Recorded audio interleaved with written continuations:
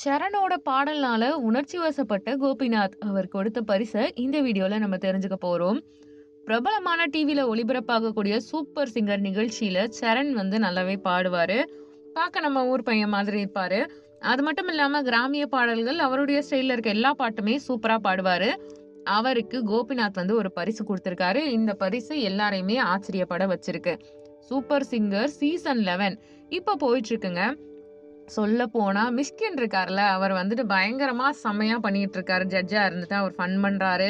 தூக்கி மாதிரி நிறைய கியூட்டான விஷயங்கள் பண்றாரு. இப்ப இருக்க ட்ரெண்டுக்கு தகுந்த மாதிரி பிஹேவ் பண்ணிட்டு இருக்காரு. அது மட்டும் இல்லாம இந்த ஒரு நிகழ்ச்சி அப்படின்றது சூப்பரா இப்போ பாத்தீங்கன்னா மிஷ்கின் அவர்கள் கழட்டி கொடுக்குற வாட்சுக்காகவே பயங்கரமா ஓடிட்டு இருக்குன்னு சொல்லலாம். அதுவும் இறுதி கட்டத்துல இருந்துட்டு இருக்கு. பல வாரங்கள் கடுமையா நடைபெற்ற போட்டியில 7 போட்டியாளர்கள் இறுதி ஃபைனலிஸ்டா தேர்வு செய்யப்பட்டிருக்காங்க. தமிழகம் மட்டும் இல்லாம இலங்கை மாதிரியான நாடுகள்ல இருந்து கலந்துட்டு தங்களுடைய குரல் திறமைய வெளிக்காட்டி நடுவர்களையும் பார்வையாளர்களையும் கவர்ந்திருக்காங்க.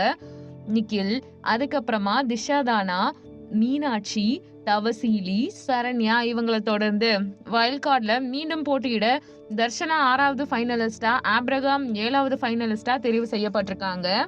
ஆக்சுவலா அந்த மாதிரி கிராண்ட் ஃபினாலே போயிட்டு இருக்கு. அதுக்கான சேர்க்கை அப்பெல்லாம் நடந்துட்டு இருக்கனால இப்ப சரண் ஒரு பாட்டு பாடியிருப்பாரு. அந்த பாட்டு எல்லாரையுமே அட்ராக்ட் பண்ணியிருக்கு. எல்லாருக்கும் பிடிச்சிருந்துச்சு.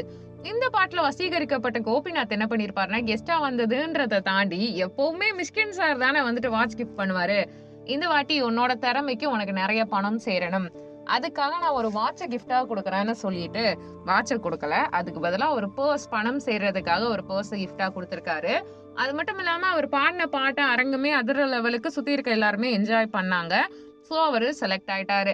உங்களோட கருத்து என்னங்க? உங்களோட ஃபேவரட் யாரு அப்படின்றத கமெண்ட் பண்ணுங்க. நம்ம சேனலை லைக் பண்ணுங்க, ஷேர் பண்ணுங்க, சப்ஸ்கிரைப் பண்ணுங்க.